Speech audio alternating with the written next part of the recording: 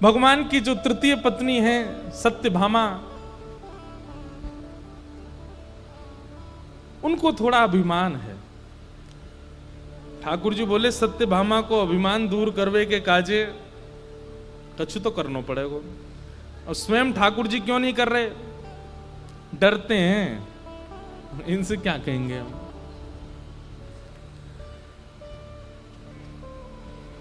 और मान का हनन जो करे उन्हीं का नाम है हनुमान। जो मान का हनन करे, हनुमान शब्द का अर्थ ही है ये, जिनकी सन्निधि में जाकर के अगर मान का हनन ना होता हो तो वो हनुमान नहीं।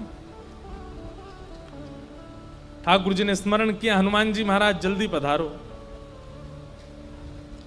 हनुमान जी महाराज द्वारिका आए। ठाकुर जी ने जाकर के, इधर देखो इधर देखो, ठाकुर जी ने जाकर के अपनी सब पटरानियों को बुलाया और पटरानियों से कहा भैया देखो आज हमारे यहां एक अतिथि आ रहे हैं। सब पटरानी बोली कौन आ रहे हैं? बोले साक्षात श्री अनंत बलवंत हनुमान जी महाराज।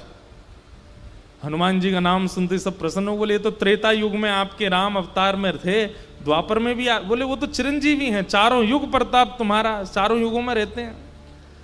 बोले हमारी इच्छा है कि एक बार हम, ये भागवत जी की कथा नहीं है, ये अन्य भावों से कथा आती है। तो भगवान ने हनुमान बोले हमने हनुमान जी को बुलाया है कि आओ हमारी द्वारिका में दर्शन कर जाओ। तो रुक्मणी आदि बोली हम पकवान बनाए, हम लड्डू बनाए, हमने सुनी उनको प्रसाद का बड़ा अभ्यास है।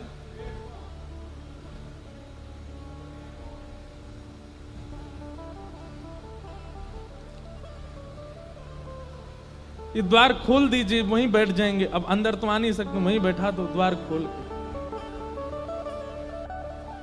इधर देखो, क्या बता रहा था मैं? हाँ, तो ठाकुर जी बोले वो सब तो ठीक है, लेकिन हनुमान जी का एक स्वभाव है। बोले क्या? वो हमको अकेले प्रणाम नहीं करते, तो बोले साथ में सीता जी होनी चाहिए तभी प्रणाम करते। अब सब पटरानियां एक दूसरे का मुख देखने लगी, तो फिर हम क्या करें? अब सीता जी तो नहीं है। बोले सीता जी तो नहीं है, पर सीता जी के नैन कैसे हैं? मृग जैसे नैन हैं, सीता जी की ऐसी तोता जैसी नाक है, सीता जी के ऐसे ओष्ठ हैं, सीता जी के ऐसे गाल हैं, सीता जी के ऐसे केश हैं, सीता जी बोलती हैं तो ऐसे बोलती हैं। ठाकुर जी वर्णन करने लगे सीता जी का। अब सब पटरानियां सुनकर के कह रही हैं ओहो अच्छा, किशोरी जी ऐसी हैं, किशोरी जी। सत्यभामा का ये सारे गुण तो मुझ में हैं, मैं बन जाती हूं सीता जी।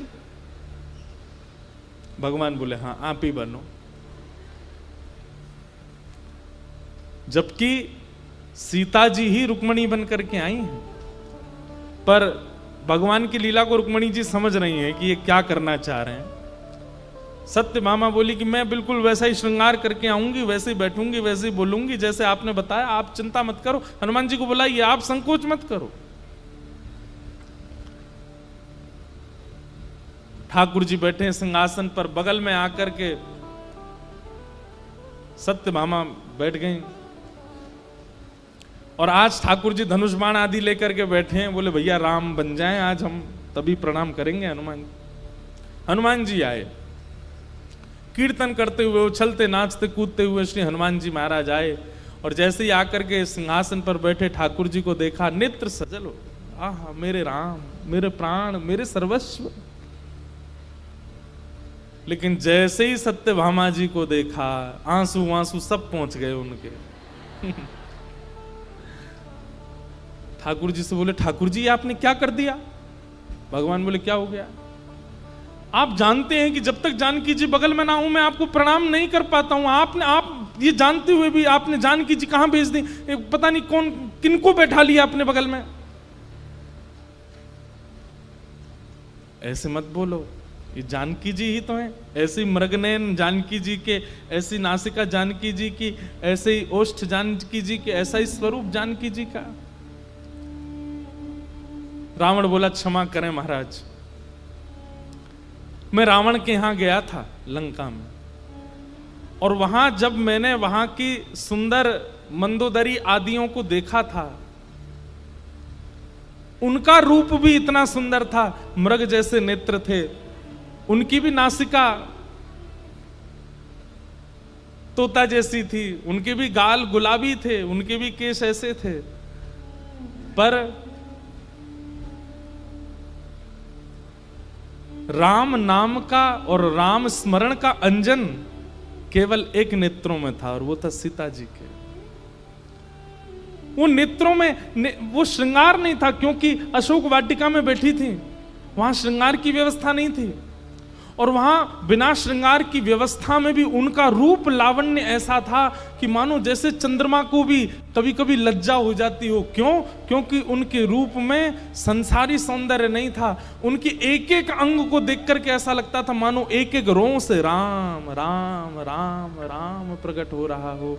और आपके बगल में जो इस वक्त बैठी हैं, उनके किसी भी रों से आपका नाम उद्दीपित नहीं हो रहा है, इसलिए क्षमा करें, मैं आपको दंडवत प्रणाम नहीं करूंगा। सत्यभामा जी तो रो रो के बेहाल हो गई, उनका सारा अभिमान चूर चूर हो गया, और तभी वहां पर लड्डू लेकर के, प्रसाद लेकर के, जैसे कोई अन्य घर के सदस्य सामान लेकर के आते हैं पवाने के लिए, ऐसी सब सखियां आ रही थी। उन्हीं के बीच में श्री रुक्मणी जी आई, और जैसे ही लड्डू सामने पधराया और राम हनुमान जी ने जैसे ही रुक्मणी जी को देखा, तुरंत करताल उठा करके नृत्य करने लगा। हाँ, मेरी माँ आ गई, मेरी माँ आ गई, चरणों में दंडवत प्रणाम किया। और रुक्मणी जी के चरणों में निवेदन करे, ने किधर किसको, इधर किसको, इधर किसको, सत्य आपने किधर आओ, आप इधर बैठो। और जैसे ही रुक्मणी जी बैठी, दोनों की भले आप प्रणाम। सत्यभामा जी का जो अभिमान था वो टूट गया, जाने किस स्थिति में पहुंच गया।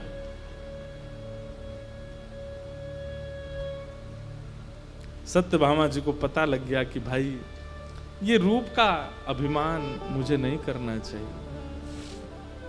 मान का हनन किया सत्यभामा जी के। तो बड़ी लीलाएं हैं ठाकुर जी के गृहस्थ आश्रम में, बड़े सुख हुए। भगवान के अष्ट पटरानियां हुई, फिर भौमासुर नाम का एक राक्षस था, उसके यहां 16,000 राजकुमारियां बंदी थी। उनके यहां से ठाकुर जी सबको मुक्त करा करके लाए, और भगवान ने उनके साथ विवाह किया। 16,108 ये भगवान की पटरानियां हैं। श्री द्वारिकाधीश भगवान श्री कृष्ण के, बैठ जाओ, अष्ट प्रमुख विवाह हुए, और तत्पश्चात भौमासुर नाम के राक्षस का वध करके भगवान ने 16,000 राजकुमारियों को मुक्त करा करके उनसे भी विवाह किया। नारद जी भगवान की गृहचर्या देखने आए, भगवान की नित्यचर्या का वर्णन और राजसूय यज्ञ, जरासंध का उद्धार, वो सब भाव वहां सुनाए गए। बंधुओं, एक हम जानकारी और दें, सब लोग इधर देखो, सावधानी से सुनो।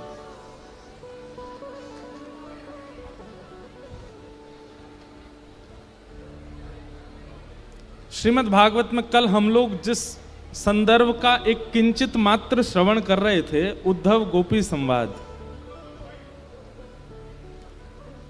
उद्धव गोपी संवाद, जहां पर गोपियों ने उद्धव को ज्ञान का पाठ पढ़ाया।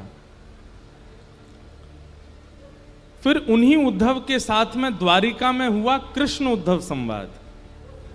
तो ठाकुर जी की उद्धव से वार्ता होती है, और इतना अद्भुत प्रसंग है कृष्ण उद्धव संवाद। तो कृष्ण उद्धव संवाद हम इस बार स्वच्छंद एक कथा कर रहे हैं कृष्ण उद्धव संवाद पे ही, और कथा है 10 से 16 अक्टूबर बद्रीनाथ में, उत्तराखंड में। क्योंकि श्री उद्धव जी महाराज इसी कृष्ण उद्धव संवाद के बाद बद्रीनाथ चले गए थे। वहां जाकर के उन्होंने तप किया, तो 10 से 16 अक्टूबर तक, शायद यही तिथि है, जाने 11 से 17, हमें पता, यही है शायद संभव।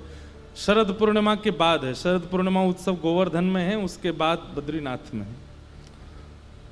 अत्यंत ज्ञानवर्धक प्रसंग है। अगर आपको केवल बैठ कर के ध्यान साधना योग आदि के विषय में जानना हो, उस कथा को जरूर सुनिएगा। ठाकुर जी ने बैठ कर के वहां पर ऐल गीत, वहां पर उद्धव जी महाराज को कई भाव ठाकुर जी ने सुनाए हैं। दत्तात्रेय के 24 गुरुओं का प्रसंग आदि आदि बहुत सारे प्रसंग उसमें विद्यमान है, जो द्वारिका में ठाकुर जी ने उद्धव को सुनाए। उन्हीं विषयों पर चर्चा हम वहां करेंगे बद्रीनाथ में। साईं को भी हम निमंत्रित करेंगे कि आप भी बद्रीनाथ पधारें और वहां श्रीमन नारायण चतुर्भुज रूप में केदार खंड में बैठे हैं तपस्या। अब देखो बद्रीनाथ जी की एक अंतरंग बात बताऊं, हर व्यक्ति को वर्ष में एक बार बद्रीनाथ जरूर जाना चाहिए। वर्ष में नहीं जा सकते तो 2 वर्ष में जाना चाहिए, 2 वर्ष में नहीं तो 3 वर्ष। मतलब हमारा कहने का मतलब अवसर मिले तो जाना चाहिए। क्यों?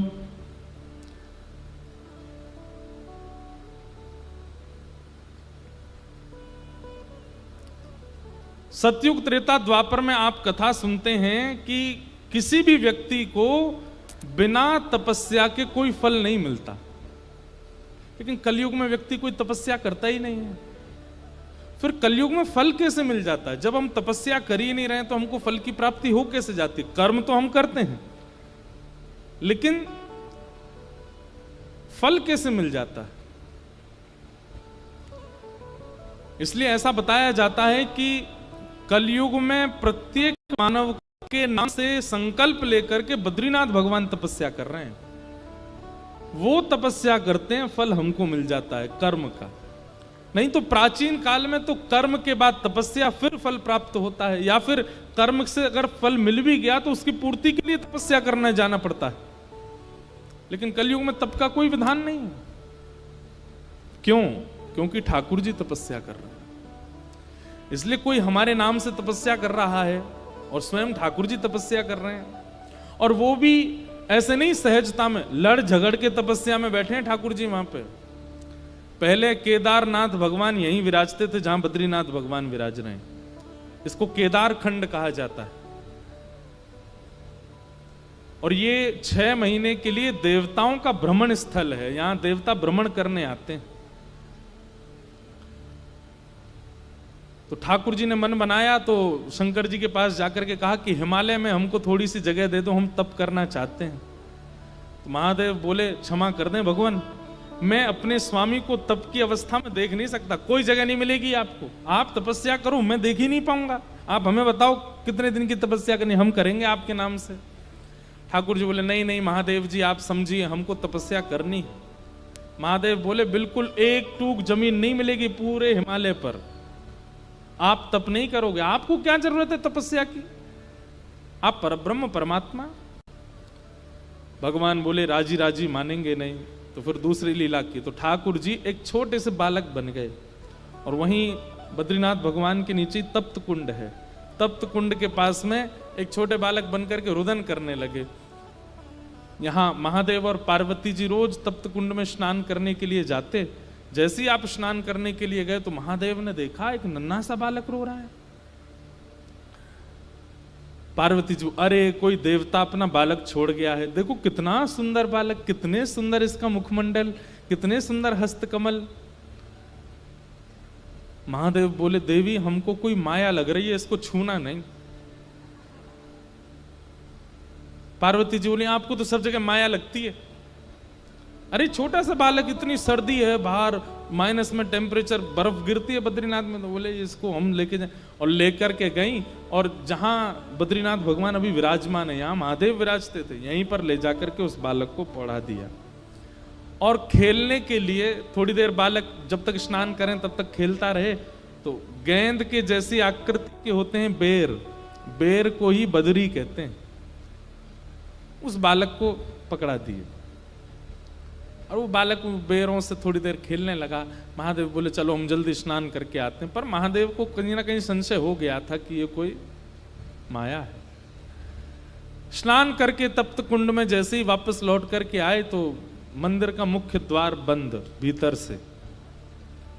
और जैसे ही खोलने का प्रयास किया नहीं खुले। महादेव बोले ये बालक तो बंद कर नहीं सकता, छोटा सा बालक है, ये किसने बंद किया भीतर से। रोष में भर करके महादेव ने जैसे ही अपने त्रिनेत्र को खोला तो दरवाजा खुला और वही बालक शंख चक्र गदा पद्म धारण चतुर्भुज रूप धारण करके तपस्या की मुद्रा में बैठे।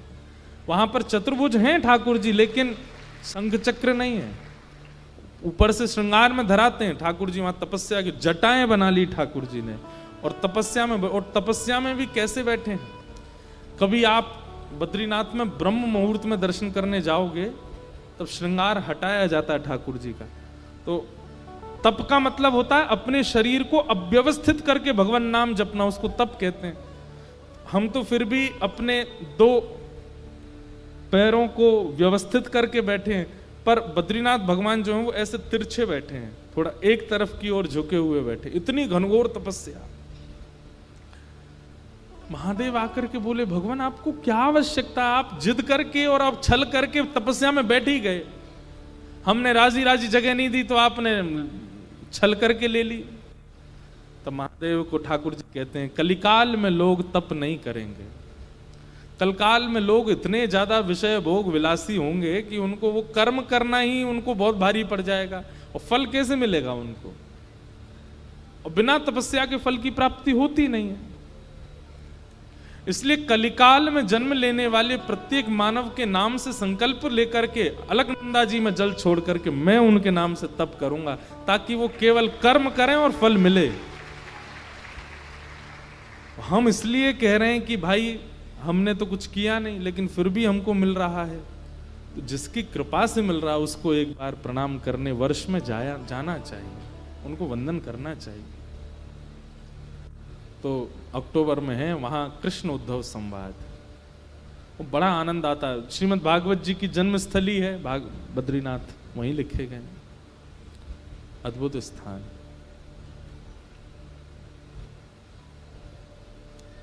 ये बात हमको इसलिए याद आ गई क्योंकि अब आगे कृष्ण उद्धव संवाद प्रारंभ होगा, उसको हम यहाँ बोल तो सकते नहीं क्योंकि बहुत विस्तृत है। इसलिए हमने संकेत किया कि अक्टूबर में वहां कथा में आप आ सकते हो, वहां सुनिएगा। तो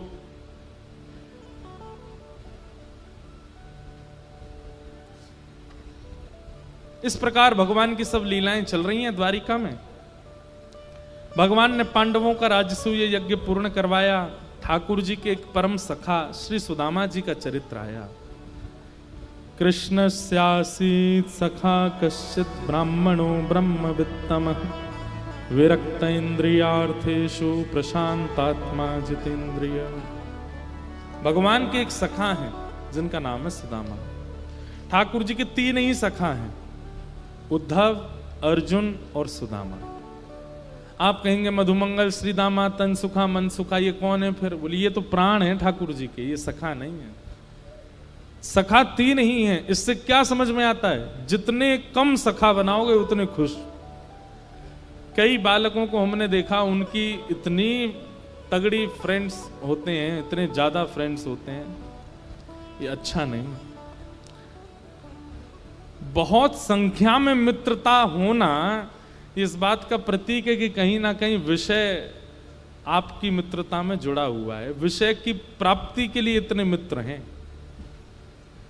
मित्र कम ही होने चाहिए। हम तो कहते हैं संबंध बहुत कम होने चाहिए संसार में, ज्यादा लोगों से संबंध मत बनाइए। जितने ज्यादा आप संबंध व्यवस्थित करते हो, जितने ज्यादा आपके कॉन्टेक्ट्स होंगे, उतने टेंशन में रहोगे आप। जिसका फोन सबसे ज्यादा बजता है, बार बार आता है, वो बहुत टेंशन में रहता है। जिसके फोन 2-4 कॉल आते दिन में बहुत प्रसन्न रहता है वो। ठाकुर जी के तीन ही सखा हैं, इसलिए सखा ज्यादा नहीं। और सखा किसको कहते हैं? सह खादती सह खेलती, जो संग ही खावे, संग ही खेले, संग ही रहे, संग ही सोवे, हर क्रिया में आपके संग रहे। आप धनवान हो तो भी संग है, आपके पास कुछ नहीं है तो भी संग है, कभी आपका संग ना छोड़ता हो, उसको सखा कहते हैं। भगवान ने तीन ही सखा बनाए। ठाकुर जी के सखा बनने के लिए किन किन गुणों की आवश्यकता है? बहुत ध्यान से सुनिएगा। सबसे पहला, विरक्त इंद्रिय, इंद्रियों से विरक्ति, इंद्रियों के प्रति आसक्ति ना हो।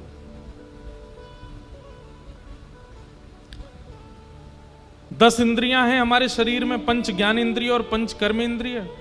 इन 10 इंद्रियों को जिसने अपने वश में रखा है, मतलब जीव के लिए भोजन नहीं कर रहे हैं, हम जीवित रहें इसलिए भोजन कर रहे हैं। नेत्रों के लिए नहीं देख रहे हैं किसी को कि इनको अच्छा लगे उसको देखें, जिनकी आवश्यकता है उन्हीं को देखते हैं। कानों को प्रिय लगे, हाथों को प्रिय लगे, त्वचा को प्रिय लगे, ऐसी वस्तुओं का सेवन नहीं। इन सब में कृष्ण विराजमान हो ऐसी वस्तुओं का सेवन, या ज्ञान विराजमान हो ऐसी वस्तुओं का उपभोगन, वो ठाकुर जी को प्रिय है।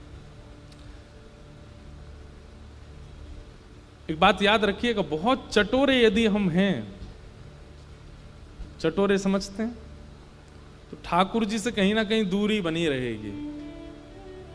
क्योंकि ठाकुर जी कहेंगे जे गुण तो मेरो है, तू काई को लिया है अपने अंदर।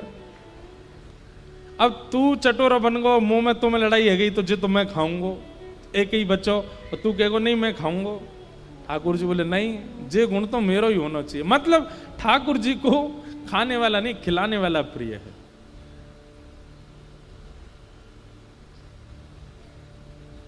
सीधी बात, अपनी इंद्रियों से जो विरक्त है, ज्यादा इंद्रिय इच्छाओं के पीछे व्यथित नहीं रहता है, ठाकुर जी को वो प्रिय है। विरक्त इंद्रियार्थेषु। दूसरा है प्रशांतात्मा, जो बहुत धैर्यवान है। ये लक्षण देखते हैं ठाकुर जी, और ये लक्षण जिसमें दिख जाते हैं उसको सखा बना लेते हैं ठाकुर जी। बहुत धैर्यवान, पेशेंस, बहुत सहता है, चाहे जैसी स्थिति आ जाए, लेकिन अपने धैर्य के बांध को टूटने नहीं देता, बहुत सह लेता है। ठाकुर जी को वो प्रिय है, ठाकुर जी उसको अपना सखा बना लेते हैं। कहीं ना कहीं बंधुओं, हम लोगों के अंदर इन सब की स्थिति तो होती है, पर एक लेवल पहुंच जाने के बाद बांध जब टूटता है ना, तो फिर इतना कुछ निकलता है। जैसे कई लोग पेशेंस रखते हैं, सहन कर लेते हैं। पिताजी ने कुछ कह दिया, सहन कर लिया, माँ ने कुछ कह दिया, सहन कर लिया, मित्रों ने कुछ कह दिया, सहन कर लिया। लेकिन जिस दिन उनकी सहनशीलता का बांध टूटता है, वो किसी को नहीं छोड़ते। फिर पिताजी से लेकर के पत्नी तक सबको सुना देते हैं, तुमने ये कहा था, तुमने भीतर ही घुसे रखे हैं। सहनशीलता का मतलब क्या हुआ कि सहा भी, और जिसको सहा वो भूल भी गया कि मैंने सहा क्या था। कई लोग होते हैं सहते हैं और उसको इकट्ठा करके और रखते हैं, यहां मैंने सहा था। वो ठाकुर जी को प्रिय नहीं। प्रशांत आत्मा भूल जाए, उसका सहना एहसान नहीं है, उसका सहना गुण बन जाए। कई लोग इसलिए सहते हैं कि उनका एहसान कर रहे हैं हमारे ऊपर। और कई लोग ऐसे होते हैं, वो कैसे स्वभाव के, कर ले तो कर ले, सह रहा हूं मैं, बस एक दिन मेरा बांध टूटेगा, तू कर ले, तेरी जहां तक इच्छा हो कर ले, मैं कुछ नहीं कहूं, हिलूंगा भी नहीं अपनी जगह से। बोलते जाएंगे और वहीं वहीं हिलते जाएंगे, कर ले तू, और कर ले, ये भी कर ले, ये भी कर ले, ये भी कर ले तू। ये सहनशील व्यक्ति का लक्षण नहीं है। सहनशील तो उसको मानिए जो सहता है अपने स्वभाव से, और फिर सह करके भूल भी जाता है कि मैंने सहा था, गिनाता नहीं है। प्रशांत आत्मा, ठाकुर जी को वो प्रिय है। आप लोग कहेंगे ये लक्षण कहीं ना कहीं संसार में, हम लोग इतने चतुर लोग संसार में रहते हैं, कहीं ना कहीं लोग हमारा दुरुपयोग नहीं करेंगे। एक बात कहें हम आपसे, संसार हमारा दुरुपयोग ना करे इसलिए चतुराई कभी मत लाइए। ये गुण ठाकुर जी को प्रिय लगेगा इसलिए उस गुण को लाइए, फिर लोग आपके साथ खेलेंगे तो ठाकुर जी उनके संग दुगना खेल खेल जाएंगे, उसकी चिंता मत करना आप। कई लोग बोलते हैं, महाराज जी आप हमारे बेटे को समझाइए ना। मैं क्यों, बहुत सीधा है ये। मैंने कहा तो अच्छी बात है, नहीं, आप देख नहीं रहे संसार कैसा है, कितना चतुर है, कितना व्यभिचार संसार में। आजकल लोगों को चतुर होना चाहिए, आप इसको समझाइए चतुर हो।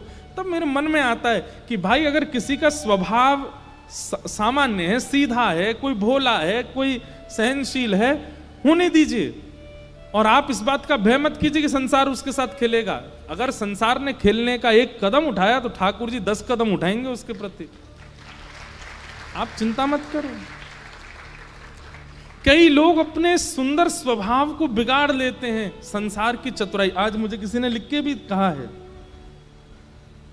कि महाराज संसार बहुत चतुर है। मैं पढ़ दूं क्या, पता नहीं, खो गया कहीं, पर उन्होंने ये बात कही, संसार बहुत चतुर है और ऐसे में हम निभाएं कैसे। अब इसमें एक बात और कह दें, जिसका स्वभाव सरल होता है ना, उसको चतुर कोई दिखता ही नहीं है, उसको कोई चतुर नहीं दिखता।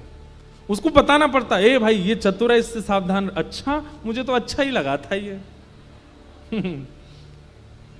ये तुम जिसके साथ तुम कल घूम रहे थे वो अच्छा नहीं है आदमी, वो ऐसा अच्छा नहीं, ऐसा तो नहीं, वो तो अच्छा लगा हमको। सीधे लोगों का इस स्वभाव होता है, उनको पता ही नहीं चलता कि चतुर है कौन और ये अच्छा है।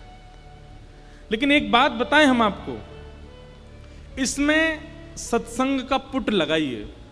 सत्संग क्या करता है, आपके स्वभाव को बिगड़ने नहीं देगा। मतलब सामने वाला व्यक्ति अगर छल कर रहा है आपसे, और अगर आप संसारी सीधे हो तो कहीं ना कहीं वो छल कर जाएगा और आप उसके शिकार बन जाओगे। वो बात अलग है कि बाद में ठाकुर जी उसको करेंगे। लेकिन यदि सत्संग जीवन में होगा, आपके मूवमेंट ही ऐसे होंगे, आपकी क्रियाएं ऐसी होंगी कि सामने वाला छल कर भी रहा होगा तो भी आप बच के निकल जाओगे। ये सत्संग का स्वभाव होता है। सत्संग आपको विवेक बुद्धि प्रदान कर देता है।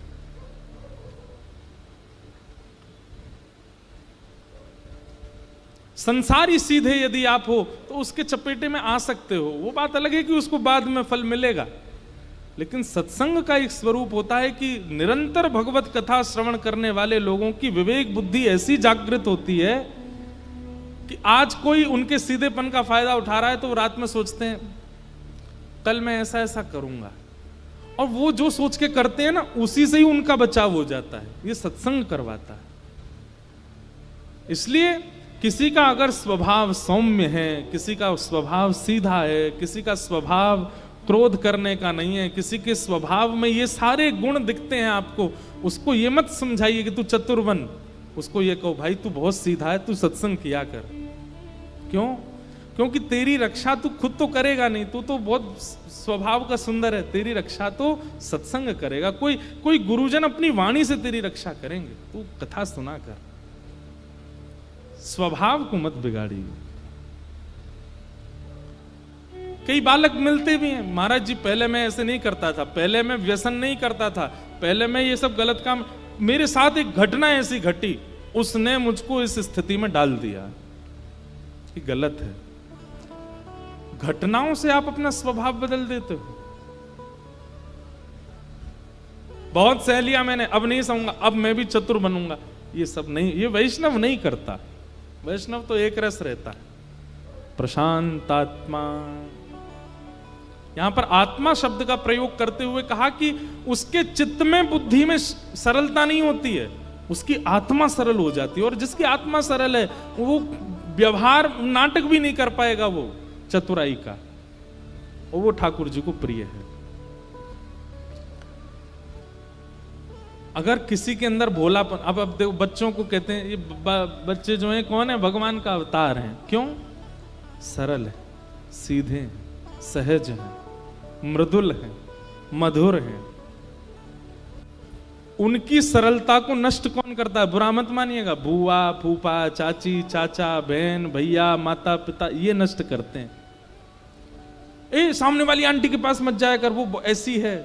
बालक के अंदर भर दिया जाता है 3 वर्ष की आयु में कि वो ऐसी हैं। उसको नहीं पता था कि ये दुर्गुण होता है, हमने सिखा दिया उसको।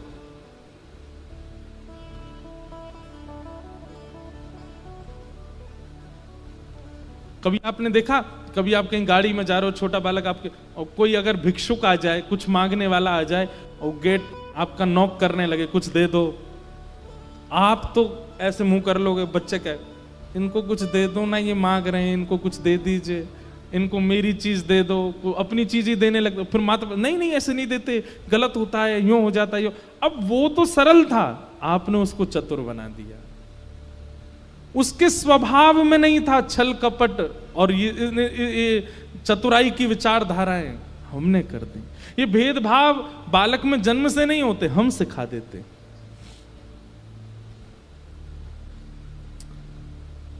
जैसा एक बाल स्वभाव होता है वैसा बड़े का स्वभाव हो जाए तो ठाकुर जी बड़े प्रसन्न हो जाते हैं।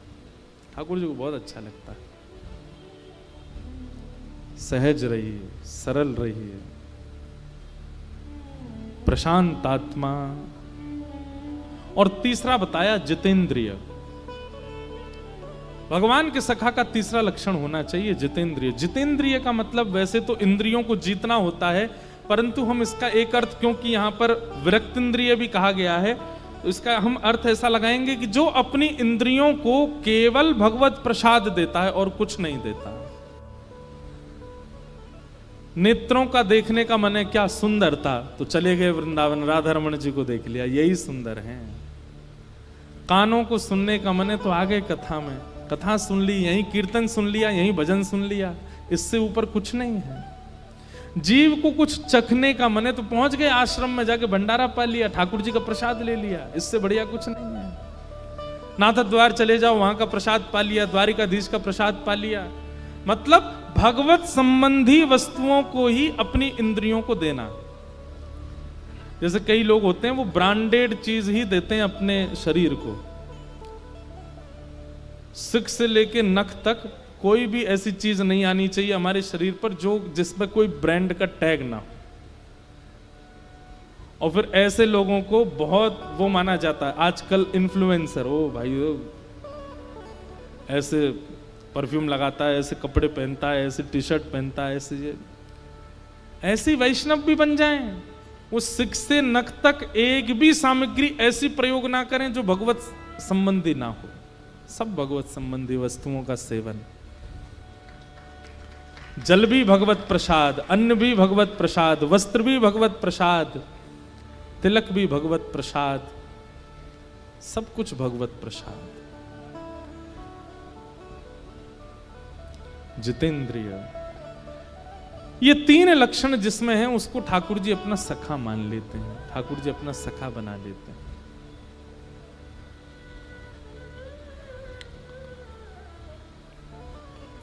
सुदामा जी महाराज अपनी पत्नी के बड़े आग्रह पर द्वारिका गए, कथाएं सबको पता है। द्वारिका जाकर के श्री सुदामा जी महाराज बड़े दीनता में द्वारपालों से कहते हैं कि भैया हम सुदामा हैं, कृष्ण के बचपन के सखा हैं, और हमारा मिलने का बात करने की ऐसी कोई योजना नहीं है, समय हो तो करेंगे, नहीं तो हमको कहीं खिड़की से दर्शन करा दो। कृष्ण मेरे बचपन के सखा हैं, सांदीपनी गुरुकुल में हम दोनों साथ पढ़े। और बंधुओं, सुदामा जी कैसे सखा हैं पता है ठाकुर जी के? ठाकुर जी सो जाते हैं रात में और सुबह उठ करके पढ़ना है, गुरु जी सांदीपनी उपाध्याय जी परीक्षा लेने वाले हैं। सुदामा जी उठाते हैं, लाला उठ जा, परीक्षा है आज। ठाकुर जी कहें तू पढ़ ले, मैं बता दियो।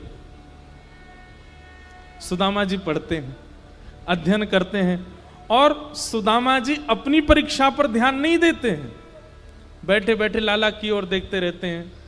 जैसे ही प्रश्न जो गुरुजी ने लिख करके दिए हैं उन प्रश्नों में कोई कठिन प्रश्न आता है तो ठाकुर जी इशारा कर देते हैं, चौथो बता दे। तो फिर सुदामा जी, अब इससे कोई इन्फ्लुएंस मत हो जाना, ठाकुर जी भी तो चीटिंग करते थे। ये ठाकुर जी को कोई ज्ञान की आवश्यकता, वो ज्ञान के भंडार हैं, वो तो लीला कर रहे हैं सुदामा जी के साथ। सुदामा जी ऐसे सखा हैं ठाकुर जी, घनिष्ठतम। जितने दिन ठाकुर जी सांदीपनी विद्यालय में रहे, एक भी दिन ठाकुर जी ने अपनी थाली में भोजन नहीं किया। सुदामा जी की में करते हैं, और सुदामा जी से कहते हैं, देख मैं अभी अभी व्रत छोड़ के आया हूं सुदामा। बोले तो मोय अपने हाथ ते पानो ना आवे, यशोदा मैया अपने हाथ ते पवावे। अब यहाँ मैया तो है ना, तू पवा दे। तो सुदामा जी पवाते हैं ठाकुर जी को, सुदामा जी खिलाते। ऐसे सखा हैं सुदामा जी। अब कई बातें ऐसी हैं वो मंच से बोलने में अलग अलग ढंग में ले जाते हैं, पर इतनी घनिष्ठता है ठाकुर जी और सुदामा जी की कि सुदामा जी और ठाकुर जी जब वस्त्र धुलते हैं अपने, तो ठाकुर जी धुलने बैठते हैं, गुरु जी देखते हैं, क्योंकि बच्चे सब गुरुकुल में तो सब करते हैं बच्चे, तो गुरु जी ध्यान भी रखते हैं सब करें अपने आप। ठाकुर जी अपने वस्त्र लेके आते हैं धोने, गुरु जी जैसे ही आगे जाते हैं तो ठाकुर जी के वस्त्र भी सुदामा जी धो दे। तू बैठ जा लाला, तू मत कर, मैं धो दूंगा। और बढ़िया धो देते हैं। कभी कभी सुदामा जी के निजी अंग वस्त्र जो हर कोई नहीं पहनता, ठाकुर जी पहन के भाग जाते हैं। सुदामा जी कहते हैं लाला जी अच्छी बात ना है, वो निजी वस्त्र है, वो भीतर को वस्त्र है, वो तो सबको धारण ना करना चाहिए। ठाकुर जी अरे तू तो मेरा सखा है, तो हम दोनों तो पहन सके। ऐसे सखा है सुदामा जी, ऐसे सखा श्री सुदामा जी महाराज। और द्वार पर आकर के एक बार भी किसी को ये नहीं बोल रहे हैं कि मैं इतना घनिष्ठ हूं। मेरी कहीं दीन दशा देख करके कोई कृष्ण पर प्रश्न ना उठा ले कि इतने घनिष्ठ सखा हो तो तुम्हारी ये स्थिति क्यों है। कहीं मेरी अवस्था, मेरे वस्त्रों को देख करके मुझ पर तो दया आएगी, लेकिन एक प्रश्न भी तो उठेगा, इतने घनिष्ठ हो श्री कृष्ण के और तुम्हारे ऊपर ये इतनी दया भी नहीं करी ठाकुर जी ने। इसलिए सुदामा जी किसी को नहीं बताते, बस इतना कहते हैं हम दोनों सखा। आजकल के लोग पड़ोसी के यहां चाय पी के चला गया प्रधानमंत्री, अपना ढिंडोरा पीटते। हमारे यहीं तो आए थे, यहीं पे ही बैठे थे, हमारे द्वार पे बैठ के गए, मैंने ही मठरी दी थी उनको जबरदस्ती। हम लोग बड़े संबंधों के प्रचार करने में दुगना तिगुना करके बोलते हैं, और एक सुदामा जी हैं जिन्होंने अपनी पत्नी को वर्षों तक नहीं बताया कि श्री कृष्ण मेरे सखा हैं। भैया एक बात कहें,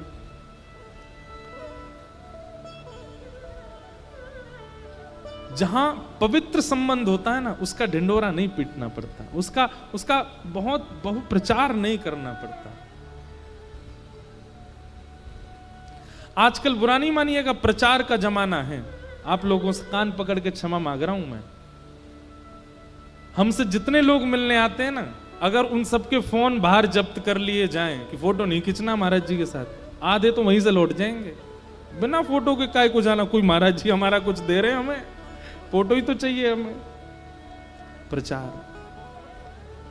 और एक सुदामा जी हैं, ऐसे घनिष्ठ सखा हैं श्री कृष्ण के, लेकिन किसी से इसलिए नहीं कहते हैं क्योंकि कहीं ये कोई ये ना सोच ले कि इन पर कृपा नहीं की श्री कृष्ण ने। द्वारपालों से जाकर के कहते हैं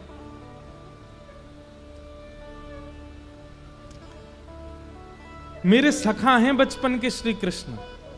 हम दोनों सांदीपनी गुरुकुल में पढ़े थे साथ में, तो द्वारपाल थोड़े से व्यंग में हंस जाते। अच्छा हाँ, आपके संगी पढ़े होंगे ठाकुर जी।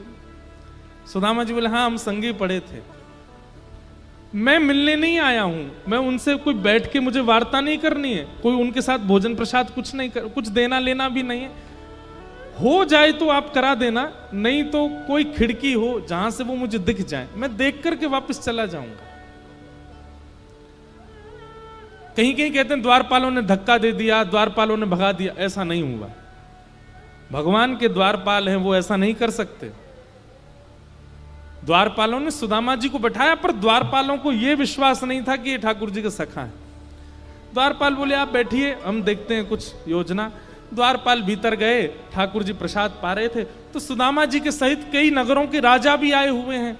द्वारपालों ने जाकर के कहा फलाने देश के राजा आए हैं। भगवान बोले अभी बैठाओ। वहां के राजा आए, उनको कहो 2 दिन रुकें। वहां के राजा आए, ऐसे करके सब बता रहे थे। वहां के महंत आए, वहां के पुरोहित आए, आदि आदि सबका बताते हुए ठाकुर जी हम भूल गए बताना, एक ब्राह्मण और आया है। अच्छा कौन है? अपने आप को आपको आपके बचपन का सखा बता रहे हैं, ऐसा कह रहे हैं कि आपके संग विद्यालय में पढ़े सांदीपनी गुरुकुल में। लेकिन ठाकुर जी तन की स्थिति तो बहुत दयनीय है उनकी। उनके वस्त्र ना जाने कितनी जगह से तो रफू हुए और तन पे हड्डी इतनी है कि उंगलियों पर गिन लिया जाए। बीच बीच में प्रशंसा भी करते हैं, लेकिन इन सब के बावजूद भी ललाट पर तेज तो बहुत है उस ब्राह्मण के। ऐसा लगता है कि त्रिकाल संध्या करता होगा। बहुत दूर से चल के आया, पैरों में छाले पड़ गए हैं और कह रहे हैं कि हमें मिलने का ऐसा कोई मन नहीं है, ठाकुर जी अगर अवकाश देंगे तो मिलेंगे, नहीं तो कहीं खिड़की से आपको देख करके जाने को राजी हैं। उन्होंने अपना नाम सुदामा बताया। सुदामा नाम सुनते ही ठाकुर जी स्तब्ध हो गए और ठाकुर जी को वो बात चुभ गई कि पहले राजाओं का परिचय दिया गया, पहले सबके बारे में बताया गया, सबके इतना महिमा मंडन किया गया, और श्री सुदामा जी का नाम अंत में वो भी भूल गया था, याद आई तो बताने लगा। इस प्रकार से परिचय दे रहा है। ये क्या जानता है कि सुदामा मेरे लिए कौन है? भगवान बोले सुदामा आया द्वार पर। जी भगवान, और तुम उनको वहीं छोड़ के आ गए हो? प्रभु आप प्रसाद पा रहे थे। इतना तो ठाकुर जी ने सुना ही नहीं है। थाली सामने रखी है, साक्षात लक्ष्मी पराम्बा जगदम्बा रुक्मणी सामने भोजन, हाथ में रोटी परोसने को खड़ी हैं, सब बड़े बड़े ऋषि महा सब वेद ध्वनि कर रहे हैं, ठाकुर जी प्रसाद पा रहे हैं, और बीच प्रसाद में ठाकुर जी अपनी चौकी से कूद पड़े। चाहते तो दंड देते, विलंब चाहते तो दंड देते, समझाते, बात करते, लेकिन ठाकुर जी को इतना सब्र कहां। सुदामा बाहर खड़ा है, नेत्रों से अश्रुधार गिर रहे हैं, दौड़ रहे हैं ठाकुर जी। मुकुट कहीं गिरा, जैसे कोई बेसुध हो जाता हो, जैसे किसी को अपने तन की सुध ना रहती हो। इस अवस्था में ठाकुर जी आ गए, दौड़ पड़े द्वार पर। मेरा मित्र सुदामा आया है, मेरा सखा आया है। आज वर्षों बाद सुदामा को देखने जा रहे हैं। 7 देहरियां हैं ठाकुर जी के भवन में। हर देहरी पर बड़े बड़े राजा, बड़े बड़े सैनिक, बड़े बड़े गाजे बाजे बजाने वाले खड़े रहते हैं ठाकुर जी के स्वागत सम्मान में। हाँ, सब ठाकुर जी को देख रहे हैं और ठाकुर जी की इस आतुरता को देख सब पीछे दौड़ रहे हैं। ऐसा कौन आ गया जिसके लिए ठाकुर जी दौड़े चले जा रहे हैं? मुख्य द्वार पर पतले दुबले से सुदामा जी कोने में खड़े हैं। ठाकुर जी को दौड़ता आके देख 2-3 लोगों ने तो कोहनी मार के सुदामा जी को पीछे कर दिया। पीछे हटो, ठाकुर जी आ रहे हैं। और सुदामा जी दौड़े दौड़े आए और मुख्य द्वार पर आकर के मानो जैसे आर्तनाद में, करुण पुकार में ठाकुर जी मेरा सुदामा कहां है? उस भरी सभा में भीड़ लगी थी द्वार पर। तभी ठाकुर जी देखते हैं कोने में सुदामा जी के सजल नेत्र खड़े। ठाकुर जी ने अंक से भर लिया, मेरे सुदामा आ गए हो, मेरो सुदामा आ गए हो, मेरो सखा आ गए हो। बार बार सुदामा जी के मुखमंडल को देखते हैं, फिर से अपने हृदय से लगा लेते हैं, फिर उनके मुख को देखते हैं, फिर हृदय से लगाते हैं। और सुदामा जी को संकोच हो रहा है। ठाकुर जी के स्पर्श के सुख से वो आनंदित हो रहे हैं, पर इतनी सभा देख के वो संकोच कर रहे हैं कि लाला इतनो प्रेम प्रकट मत करे, नहीं तो पर सबरे प्रश्न उठावेंगे। इतना इतना प्रिय सखा और ये दशा में।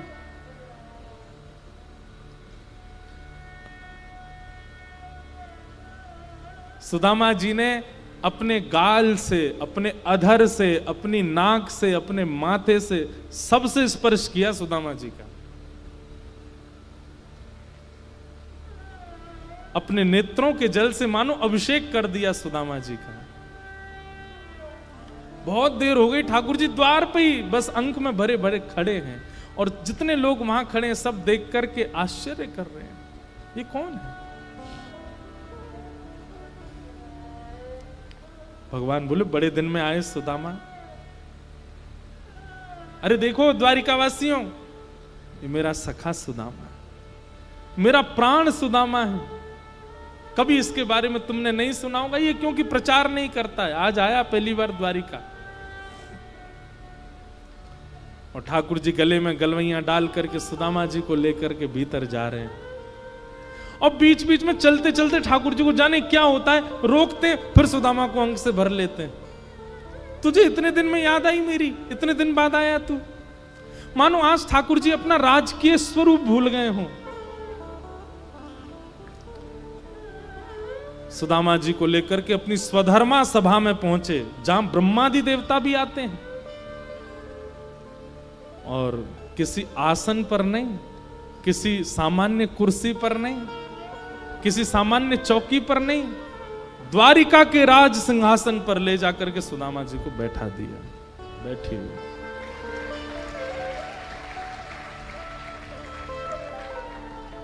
सुदामा जी बोले, लाला मैं यहाँ को अधिकारी ना हूं।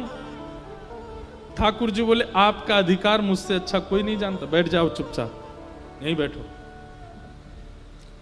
और रुक्मणी जी को इशारा किया, देख क्या रही, जल्दी पात्र लाओ, चरण धोने सुदामा जी के। ठाकुर सुदामा जी बोले, लाला ये सब मत करें, वो बहुत संकोच है। और भीड़ लग गई है वहां पर, और सब आश्चर्य में देख रहे हैं, ऐसा क्या है इस पतले दुबले ब्राह्मण में जिसके लिए ठाकुर जी ये सब कर रहे हैं। सुदामा जी के चरणों को एक परात्म पद रहा। सुदामा जी रो रहे हैं कि जगन्नाथ साक्षात मेरे चरण में बैठे। देख सुदामा की दीन दशा, करुणा करके करुणा निधि रोए। पानी परात को हाथ छुयो नहीं, नैनन के जल सो पग धोए। सुदामा जी के नेत्रों से अश्रुजल प्रवाहित होने लगा, लेकिन ठाकुर जी के नेत्रों से प्रवाह इतना तीव्र था कि जल लिए रुक्मणी जी खड़ी रह गईं, और ठाकुर जी ने अपने अश्रु जल से सुदामा जी के चरण धो दिए। चरणों की स्थिति देखकर के ठाकुर जी इतनी पीड़ा में आ गए।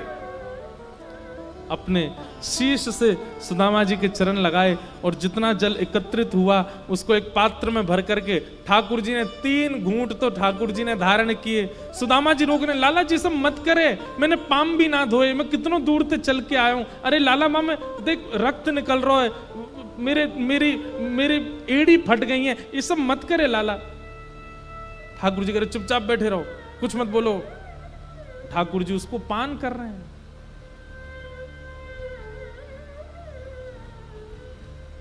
रुक्मणी आदि सब पटरानियों को भगवान ने इशारा किया, सब अंजलि फैला के बैठो, और सबको ठाकुर जी देकर के आए, पान करो। अपने महामंत्री को आज्ञा कर दी, ये बचा हुआ जितना जल है इसको पूरी द्वारिका में छिड़काव करवा, एक कोना भी रहना नहीं चाहिए, मेरी द्वारिका आज पवित्र हो जाएगी सुदामा जी के चरण दल से।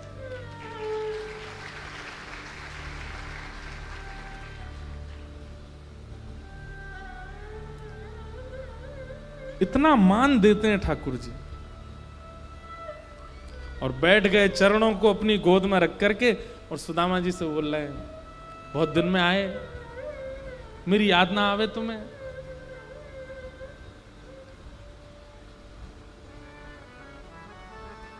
सुदामा जी आपको ब्याह है गो? ठाकुर जी पूछ रहे हैं। सुदामा जी बोले, हाँ लाला है गो। अच्छा मोए ना बुलायो ब्याह में? लाला अब तो तू राजा बन गए, तो ये बुलावे को मतलब है तेरे संग में 25-30 तो हाथी आमेंगे, 50-60 घोड़ा आमेंगे, उन पे बैठ के सैनिक आमेंगे, और इतने लोगों ने बुला के दावत करानो मेरे बस की बात तो ही नहीं लाला। हमारे ब्याह में तो हम दुल्हा दुल्हन ही भूखे रह गए, भोजन की व्यवस्था ही नहीं, ऐसा तो ब्याह है तो कैसे बुला तो लाला? तू बता तेरो ब्याह है गो? ठाकुर जी बोले, कोई और बात करते। नहीं नहीं लाला बता तेरो ब्याह ना भयो। अरे जे फिर पास में मंत्री खड़े थे, उनसे बोले, विद्यालय में मोतियों कहते, देखियो सुदामा इतने ब्याह करूंगो कि मेरे नगर में मेरी बहू रहेंगी और कोई ना रहेगो, इतने ब्याह करूंगो। मंत्री आदि बोले, तो कर भी लिए हैं इन्होंने। सुदामा भी बोले, लाला तेरो ब्याह है गो? बोले हाँ है गो। कहाँ है भाभी, कहाँ है भाभी थे तो मिलवाने। ठाकुर जी बोले भाभी से मिलोगे?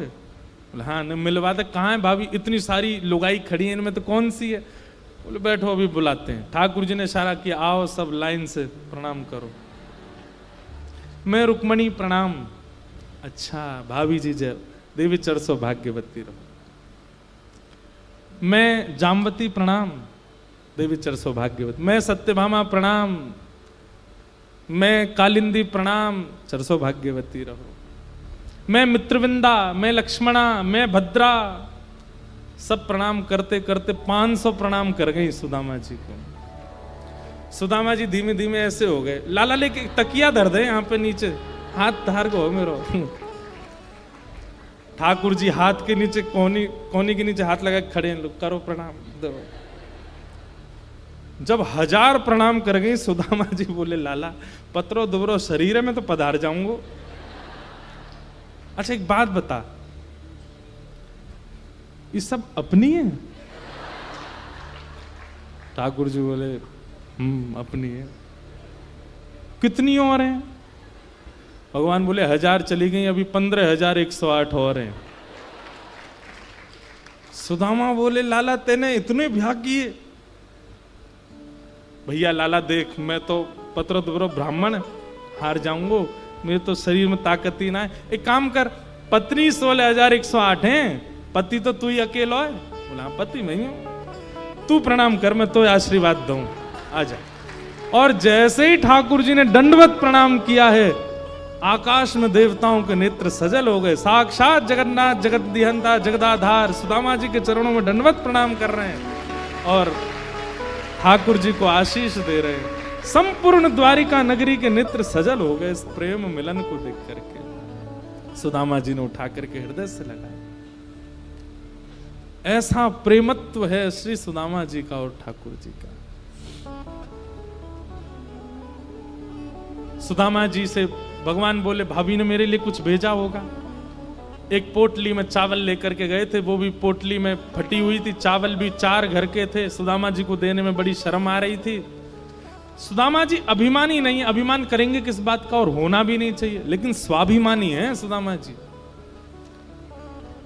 अपने स्वाभिमान की, और स्वाभिमानी व्यक्ति को होना चाहिए। सुदामा जी को लगे ये सबके सामने नहीं दिखाऊंगा, नहीं तो लोग यही पे प्रश्न उठाएंगे कैसो सुदामा, और अभी भी उठा ही रहे होंगे। ठाकुर जी ने पोटली छीन ली, खोल करके देखा तो 4 जगह के चावल देख करके ठाकुर जी समझ गए एक भी दाना इसके घर का नहीं है। और ऐसी स्थिति में सुदामा कभी शिकायत नहीं करता। भगवान ने एक मुट्ठी चावल खा ली, बोले मैं इंद्र की संपदा सुदामा को देता हूं। दूसरी मुट्ठी चावल खाई, बोले इंद्र की संपदा कमे, मैं 3 लोगों की संपदा सुदामा को देता हूं। और तीसरी मुट्ठी चावल खा के ठाकुर जी बोले 3 लोग भी कमे, मैं लक्ष्मी को इसकी दासी बनाता हूं। रुक्मणी जी ने हाथ पकड़ लिया, बोले मैं आपके पास ही रहूंगी, लक्ष्मी को दासी मत बनाओ। लेकिन ये सब बोल करके नहीं कर रहे हैं ठाकुर जी, बस 3 मुट्ठी चावल पा गए। लक्ष्मी जी ने देख लिया, रुक्मणी जी ने देख लिया कर क्या रहे हैं। सुदामा जी बोले लाला अब बहुत विलंब है क्यों, मैं वापस जाऊं? ठाकुर जी बोले जाओ, फिर आ जाओ, आते रही हूं, अगली बार भाभी को लेके आई हूं। और श्री सुदामा जी महाराज जैसे ही अपने नगर को निकले, कुछ दिनों बाद जब पहुंचे तो सुदामा मंदिर देख डरे महाराज, वहां तो बड़े बड़े महल खड़े हैं। सुदामा जी बोले भैया यहां तो हती मेरी छोटी सी झोपड़िया, कंचन महल खड़े। द्वारपालों से पूछा भैया ये कौन सा नगर है? बोले सुदामा नगरी है। अच्छा, यहां मेरी छोटी सी झोपड़ी थी वो कहां गई? बोले हमको नहीं पता, हमको तो बने बनाए महल मिले, हम तो बाद में ड्यूटी पे आए यहाँ पे।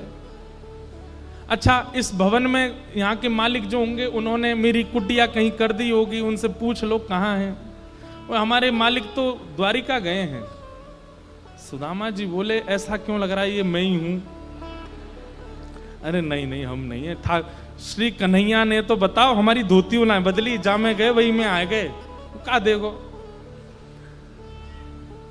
अच्छा, उनकी पत्नी तो होंगी सुशीला।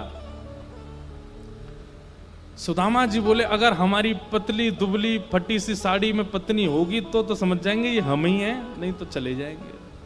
लेकिन जब जब आवे संतोष घन सब धन धूर समान, जब संतोष जीवन में आना, एक बात आपको बहुत गूढ़ता बताएं, व्यक्ति धनवान होने के बाद आप देखेंगे उसके गाल फूलने लगते हैं, थोड़ा मोटापा आने लगता है, थोड़ा सा वो पहले से हेल्दी होने लगता है। क्यों?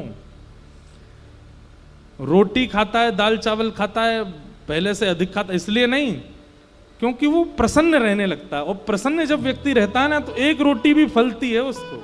और अप्रसन्न व्यक्ति, हमारे संग इतने कई सारे लोग रहते हैं पतरे दुबरे, 20-20 रोटी खाते हैं, कुछ नहीं होता उनको, अप्रसन्न रहते हैं। और प्रसन्नता जैसी बढ़ती है तो शरीर में लगने लगता है सब माल।